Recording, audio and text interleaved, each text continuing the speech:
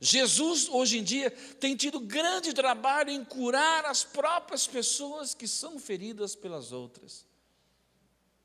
Talvez Deus tenha que curar o seu cônjuge, os seus filhos, a sua esposa, alguém que você conhece, porque sem você se dar conta, você pegou a espada e machucou essa pessoa. Se não bastasse Jesus ter que curar as pessoas que são atacadas pelo inimigo, Jesus tem que curar as pessoas que estão sendo feridas pela própria igreja. O que nós temos que fazer é usar a arma certa com a pessoa certa. A espada, como eu disse, que Jesus mencionava, não era para ser usada contra pessoas, mas contra Satanás. Porque a espada lida com o mundo espiritual. E se nós quisermos lidar com pessoas, o que você tem que usar é a toalha. Deixe-me explicar melhor. Toalha aqui significa espírito de servo. Talvez essa palavra servo não lhe caia bem aos ouvidos, porque servo fala de empregado, daquele que obedece. Mas é muito mais que isso. Abra sua Bíblia no livro de Lucas, capítulo 22. Volte ao livro de Lucas, capítulo 22.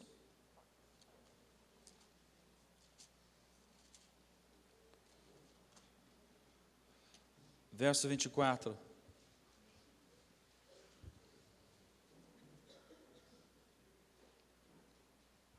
Quem achou? Deixa eu contar o contexto dessa história. Você se lembra que Jesus viveu o seu ministério 3 anos e meio. Aos 30 anos, ele começa a se manifestar como de fato era, desde a sua nascença, como Filho de Deus. Ele escolhe 12 homens chamados de discípulos. E ele investe na vida desses 12 homens 3 anos e meio, porque esses 12 homens iriam ser instrumentos de Deus para propagar o Evangelho, como aconteceu, de 12 virou 70, de 70 a 120 e não parou mais. E se hoje nós temos o Evangelho de Cristo no Brasil, em Piracicaba, foi por causa dos 12. Mas momentos antes de Jesus morrer na cruz, acontece algo que talvez para ele era esperado, mas que nós podemos achar que talvez eles não fossem as pessoas ideais. Veja só no capítulo 22, verso 24. Houve também entre eles uma forte discussão. Eu vou dizer que o nome bíblico para forte discussão é uma briga. E qual era o motivo da briga? Sobre qual deles parecia ser o maior. Qual era o maior? Quem é que mandava? Quem era o bacana? Quem era o chefe? Quem era o boss? Quem é que era o primeiro? Quem é que ia ficar do lado de Jesus? Quem é que ia prevalecer sobre eles?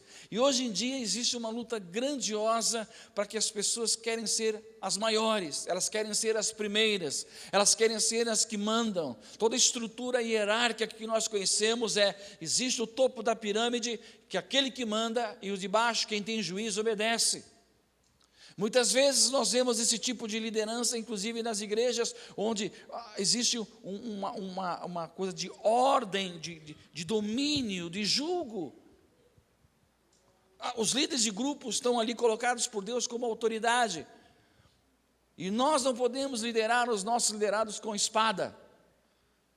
Você que é pai, que é mãe, você foi colocado por Deus dentro desse contexto de família, e a espada é contra o diabo. Mas se você quer ver Deus se mover no meio da sua família, você vai ter que aprender a usar o poder da toalha.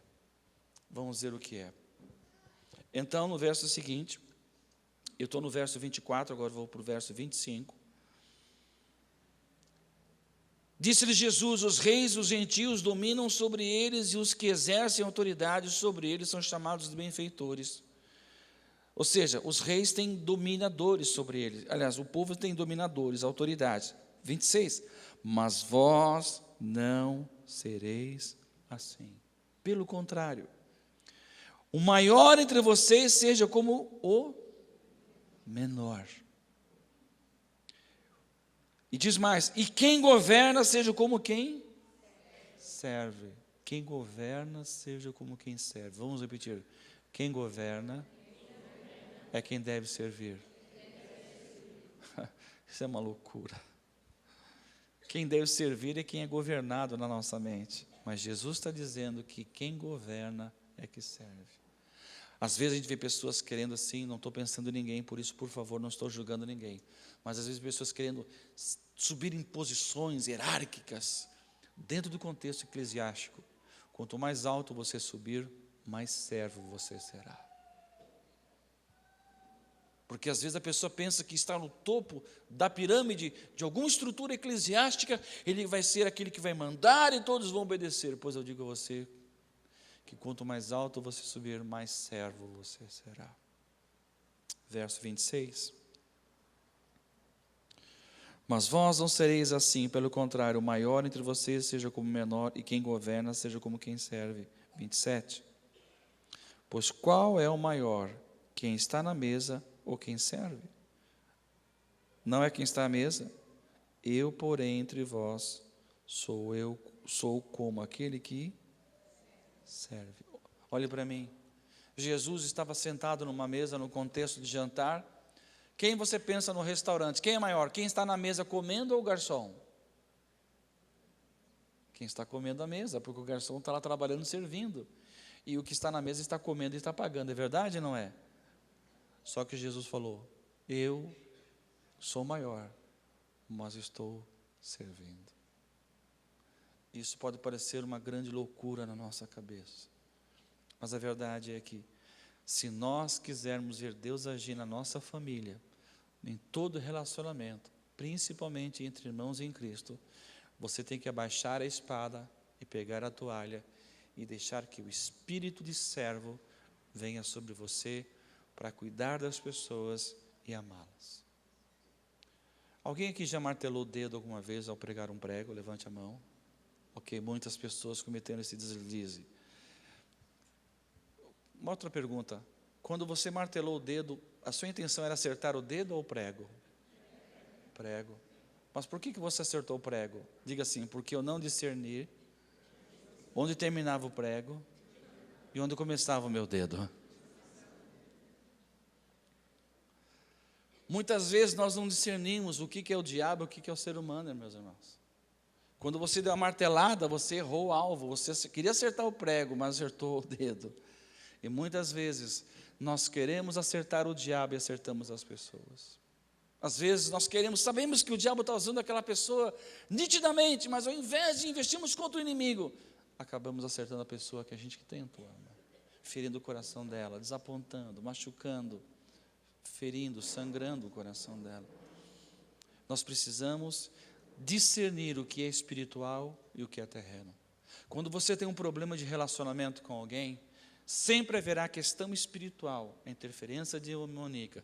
Sempre haverá também a deficiência da pessoa. E também sempre haverá a bagagem que essa pessoa carrega. Deixe-me contar isso. Alguém que está noivo e pretende casar, eu sei que o Ed vai casar agora, né, Ed? Cadê você?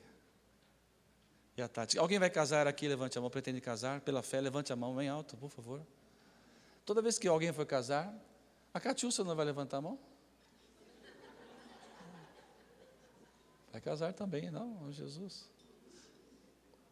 Tudo bem, Catiúcia? Desculpa ter falado você. Quem pretende casar, que levante a mão pela fé, pelo amor de Deus. Toda vez que você for casar com alguém, preste atenção. Eu vou até sentar no banquinho para contar isso aqui. Escuta só. Escute só isso aqui, ó. É um segredo que eu vou te contar. Toda vez que você for casar, quando você for casar, a pessoa com que você vai casar vai levar uma mala com todos os pertences dele. Vai ou não vai? Enxoval, mas ele disse uma mala invisível. É uma mala visível.